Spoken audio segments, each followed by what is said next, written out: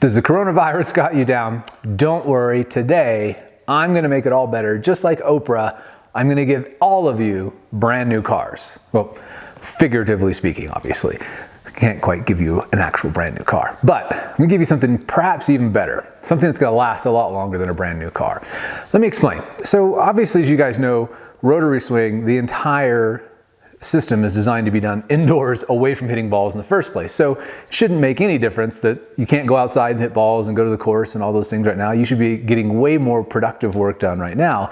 But a lot of people don't always think about those things that way, and I want to help you think about something different. I'm the type of person who sees the glass always half full, and I like taking lemons and making them into lemonade. Now, you're probably saying to yourself, what are you talking about, lemons? Well, a couple years ago, my wife and I were on a climbing trip and I was staying in a hotel, went downstairs for breakfast and went over to the beverage dispenser, and somebody had put a Post-it note on there that said lemonade. I'm gonna put a picture up of it here. And I got a pretty good chuckle out of it, because obviously this person didn't win their spelling bee growing up, or perhaps there's such a thing as lemonade and I'm just completely off base, but I haven't tried it. Maybe it's a combination of limes and lemonade, or lemons for all I know. But it made me chuckle, and it made me remember that old saying that doesn't get enough credit, and that is, when life gives you lemons, you should make lemonade out of it. And that's what this opportunity is with the coronavirus. And I said opportunity on purpose, because the reality is, bad stuff happens all the time. Now, this is pretty big. This is pretty chaotic for a lot of people. People are being laid off, they're being furloughed, they can't go outside. But here's the thing. We can take any situation in life and turn it into an opportunity. I've actually been sick with the flu, whether it was coronavirus or not, I don't know. I didn't get tested, didn't feel like going out and getting exposed to more germs. So I've been in bed for 11 days. I had a lot of time to think. But during that time, I really wanted to take this bad situation and make lemonade out of it. And how can I do that? And how can I help you guys do that? Well, as I thought about this, the timing of it is pretty ideal, really, if you look at it from a North American perspective anyway. By the time this thing runs its course, and yes, it will run its course, and just like the Spanish flu and a million other things that we've gone through in the history of the world, this will come and go. Now, I've never been good at predicting the future, so I don't know when that's going to happen, but it doesn't really matter. The reality is, at some point, this is going to go away and life will return to normal. Maybe it'll be a new normal. Maybe things will be different. But at the end of the day, it'll probably start to coincide, as this thing starts to taper off, right about the time the golf season becomes into its own, starts to go to full swing. So what I thought about was, why not take this time where everybody's stuck inside, they can't go out and do anything, they can't go to restaurants, can't go shopping, can't do anything, all the sporting events are canceled, and take this lemon and make lemonade out of it. Because the timing of this, the amount of time that this is probably going to take to run its course, is just about a perfect amount of time to give yourself a brand new car. And what I mean by that is, imagine, let's just say, no hard numbers here, let's just say 2 months from now. Golf season's starting up. You've been stuck inside for 2 months. Where could your golf swing be in 2 months if you just spent 15 minutes a day, 30 minutes a day doing the drills, going through the dead drill, working through the rotary swing system? It's all designed to be done indoors without hitting balls in the first place. You don't have to even have a club in your hand. You can learn how to move correctly, and by the time the golf season comes out, you could have a brand new car, a brand new golf swing that you step up onto the first tee with absolute certainty that it's going to produce the results that you know that you should be able to achieve as a golfer. And that's exactly what we're going to do. And we're going to do it together, because I have issues in my swing that have happened because of the injuries that I'll go through as I'm doing these drills, from breaking my neck and my back and my arm and nerve damage and all kinds of crazy stuff. And I've let some bad habits creep into my swing because it was just easier. I didn't take the time to re-strengthen all those areas. I've spent 5 years in physical therapy, and at some point I finally got sick of it, and I said, just please stop poking and prodding on me and stop manipulating my body. I just want to leave it alone for a while. And because of that, I let all of these muscles atrophy and weaken, and had all kinds of issues. I have a lot of structural issues in my spine. I have scoliosis, a bunch of stuff. And so I said, you know what? For the next 2 months, I'm not going to make any more excuses. I'm going to get my swing exactly where it used to be before my injury. Obviously, the only thing I can't do properly anymore is turn my head. But outside of that, I'm going to walk onto that first tee a month from now, 2 months from now, 3 months from now, whatever it is, with a shiny, brand new car that I'm proud of, that produces the results that I know it can. And so what I'm gonna do is I'm going to practice, and I'm gonna video my practice session so you guys know exactly how to practice like a pro, how to get the most productivity out of your practice. I'm gonna walk you through the drills that I'm doing, why I'm doing it, how I'm doing it. I'm gonna talk to you what I'm seeing in the mirror, and I'm gonna share this with you guys so that you guys can also learn how to practice productively inside and turn lemons into lemonade. So that's how I'm gonna give you guys a brand new car. You're gonna have this brand new golf swing. As you've seen from the boot camp, you can do it in 21 days. In 21 days, you saw some of our boot camp members who went through the first one go from high handicap amateur looking golf swings to tour caliber golf swings in just 3 weeks. So let's take this time that we have now when we can't do anything else, and let's give everybody a brand new golf swing. Let's teach you how to move correctly, and that's exactly what I'm gonna do. So I'm gonna take you into my gym. I'm gonna go and show you exactly how I'm practicing. I'm gonna talk you through it and walk you through it so that when you're in your house and you're sick of Netflix, which I am so sick of Netflix right now, laying in bed for this long. I need to do something productive. I want to get something done, and this is how we're going to do it together. All right, so got my practice session set up here. First of all, understand I'm probably going to cough a lot as I move because I'm still struggling with, there you go, the flu. Excuse me. Anyway, so I have my live view set up here. I also have mirrors on that wall that I can see when I look down the line, but because of my neck issues and being able to turn my head and stuff, it's easier for me to just use a live view and look straight down on the ground, and then I have mirrors in front of me. So what I'm gonna do is walk you through how I would go through a practice session. This is gonna be an actual practice session. First of all, realize that what I'm going through is not necessarily what you need to be working on per se. The boot camp is designed and the website's designed to walk you through everything progressively step by step. So what I'm working on is really specific to me.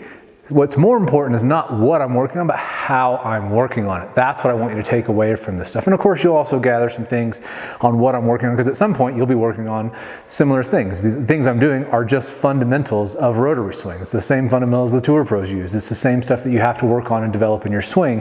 But don't get too hung up in saying, oh, he's working on some downswing piece, I need to go do that right now. I want you to pay attention to how I'm practicing, because the point of this is that what you need to be doing on your own at home while you're stuck inside in front of a mirror is practicing in a productive way. And of course, you know that everything we do is based on how the brain learns new movement patterns, and we use the talent code, Dan Coyle's book, on as a basis for that. And of course, my undergrad degree is in psychology. So long story short, I'm really interested in the neuromechanics of how your brain learns, and that's what I want you to see. So what I'm going to be working on today is more downswing stuff that has to do with my left hip.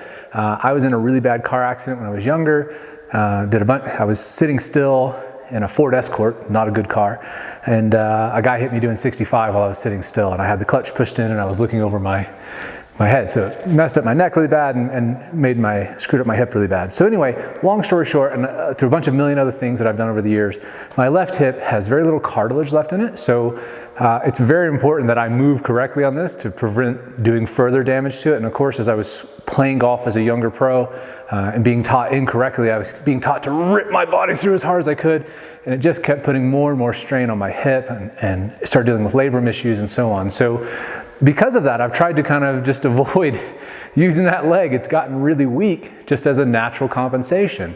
And so now I have time, at least a couple months probably, to strengthen that, to retrain that muscle to engage and learn how to use it correctly in the downswing, because it is so important. It's perhaps the most important. Your left glute, your left butt cheek, one of the most important muscles in the golf swing. So first, what I'm going to do to retrain my brain to start firing this muscle again for the golf season is an exercise you've seen on the website, where I'm holding my knee in place and doing a little one-legged lunge. Notice that my knee's not moving back and forth as I'm doing this. This isolates the glute. And so all I'm doing right now is getting my brain to refire that muscle so that I start to feel that glute engage. What's really important, obviously the golf swing is all about just moving muscles. If you don't move muscles, the golf club's never gonna go anywhere. So the muscles move the bones at joints. And in order to get those muscles to move correctly, they have to fire, they have to be engaged. And many of us, as we sit at a desk all day, our glutes especially just lengthen and begin become disengaged because we don't tend to use them. See, I'm even struggling with my balance here. I'll turn face on so you can see the same exercise. So all I'm doing again is just getting that glute to start to fire. I'm starting to wake up my brain, create that pathway, or awaken that pathway so that my body can feel that glute start to wake up. Oh, it's already awake. So now what I'm doing, I want to immediately go into a movement that's going to isolate that so that I can feel, because this muscle is now very much awake. And so one of the things that I had a tendency to do is not really get loaded into this left side as I'm starting the downswing. Now I can feel as I sit down to that left side in a little squat to square move, because I just did a few reps. Man, I'm really out of breath. This coronavirus is real. But now I can feel that glute really engaged because I just did a few reps to wake it up. And now I can feel it's so much easier for me to post up. So I just want to keep doing that. I'm going to focus on what I see in the mirror in front of me. Sitting into that left side, posting up, release. So I use, during my practice sessions, not just reps of moving the club, moving my body. I'll use some actual physical exercise again. If I start to lose that engagement because I wasn't moving correctly, then I can just hop right back down, isolate that glute, and feel it working again.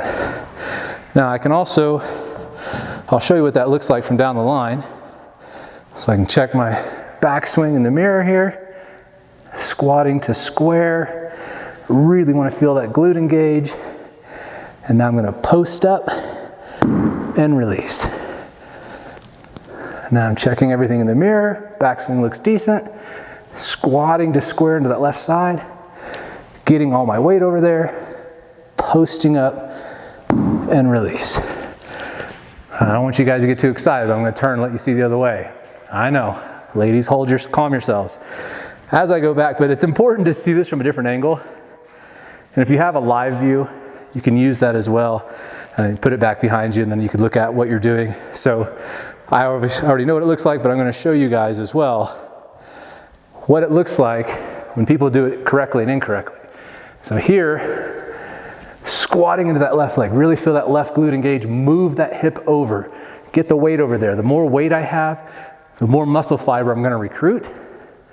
Squatting, and now I can feel that I can really post up aggressively in order to get a great release. Squatting to the left side, posting up. A lot of people push really hard off the right leg, move the hips too far laterally, creates too much side bend, too much secondary axis tilt, labrum tears, low back pain, sciatica, etc. So you really want to be careful with that. And that's why it's so important to learn to engage this left side. So I'm going to spend the next few minutes working on this, then I'll come back and show what we're doing next. All right, so I did that drill that I was just walking you through, the full swing with the club. Remember, that's the key with the dead drill, is that the whole point of this, I'm sorry, I'm still recording my live view stuff, is that you do the dead drill, the entire movement, one swing, as one repetition. And that's what you're going to do 3,000 to 5,000 times in order to get the whole movement down. Now, excuse me. So as you're going back, the whole goal is to build up to do one entire dead drill like you saw there. So, but you may not be ready at that point to be able to stack the club, stack the arms, and so on. And that's okay too. In fact, I go back and revisit dropping the club, getting rid of my arms and stuff all the time. So what I'm going to do now is I'm going to work on I spent 10 minutes focusing just on that left glute stuff, and now I'm going to stack one other thing for my brain to try and focus on to see if I can juggle two things at once. But I'm going to do this because I'm now trying to do two things at once. I'm not just focusing on my left glute, but I'm going to focus on that little counter torque move on my right leg, because that's something else I've gotten bad about just by trying to avoid dealing with my left hip because I just let it get weak. Now as I'm going to work on strengthening it, I'm going to start feeling this proper counter torque and being able to push. Now, I talk a lot about pushing versus pulling. I want you to understand that pulling is for control, pushing is for power. And so as I'm going to use my right leg, I am going to push off the ground, because what that's going to do is help this left leg post up even quicker. At the end of the day, in order to swing faster, everything has to move fast. And the more that, as long as my movements are correct, using the lead side, the control side, then I can help accelerate that with the pushing side and put those two together, and that's when the magic really starts to happen, where you get a lot of power. So, but because I'm doing two things at once right now, I'm dropping the club, arms across my shoulders, yep, even I still go back to doing this. And now I'm gonna watch in the mirror, or my live view, digital mirror, I'm gonna go back, and now I'm gonna focus on sitting into that left side first. That's my first move, getting weight over to the left side. And as I'm finishing the transition, my hips are about square to the target, my shoulders are still closed, I'm going to push up with that left glute and the right. I'm going to contract both glutes. Remember, you've seen the video squeeze the cheeks that I've done on the site? That's where we're getting this, is now I can not only post up quicker with more power, but I can also stabilize the pelvis and keep it from wanting to continue to turn through by contracting both glutes. That stops the hips from moving. So let's do it again. Going back, no arms. And I actually feel that little counter torque during the transition as well, where you can see my right heel wanting, I'm going to exaggerate this a little bit so it's more obvious. I'm going this way with my foot. That's helping me shift over as I sit into that left side. And then as that foot is really anchored in the ground and its weight is moving off of it, I'm pushing into the ground to help push the pelvis up, not pushing it forward, right? We talked about in the, why you lose your posture video. If you're pushing this way, you're always going to lose your posture. So if you look down the line, what you're going to see is that I'm not actually going to lose my posture at all, because I'm pushing my left hip back. Remember, the left side's controlling everything and the right side's just helping accelerate it. As I push up, now I've maintained my posture because my left hip is going back. Remember, you always want to be moving. Your primary movements are in the opposite direction the club is going. So in the downswing, the club is going both down, obviously, because the ball is on the dirt, and out, away from me. So what direction should you be moving? Well, you need to be moving up to get the club to go down, and you need to be moving away from the ball to get the club to go toward the ball. That's understanding rotational forces in the swing. That's why it's called rotary swing. We use centripetal and centrifugal force to accelerate the club instead of just relying on your arms and hands. There's no muscle there. So again, I'm going back, sitting into that left side, really feeling that left glute. Again, if I lose it, I'm gonna go right back to my lunge to activate that glute again. Sit into that left side, little counter torque with the right foot, getting that left hip out of the way. And now I can push up aggressively, contract both glutes. And again, I'm gonna go from the other way so you can see, if you're looking at it using the live view, you can see your mistakes. If people are sliding their hips this way, sliding their hips this way, what have you, you're gonna be able to see it here. So rotating back, sitting into that left side, really feeling that glute, posting up, both feet. Sitting into the left, posting up. So that's going to be how I'm going to practice for the next 10 minutes. I'm going to do this exact same thing, 10 minutes of this, focusing on just what I see. I will stop, I will video it. The cool thing with the live view, if you're using an iPad, you can actually tap the screen with your club.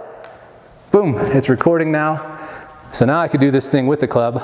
I'm probably not ready to stack them both on there, but I can look at my plane and path, sitting to the left, posting up and releasing.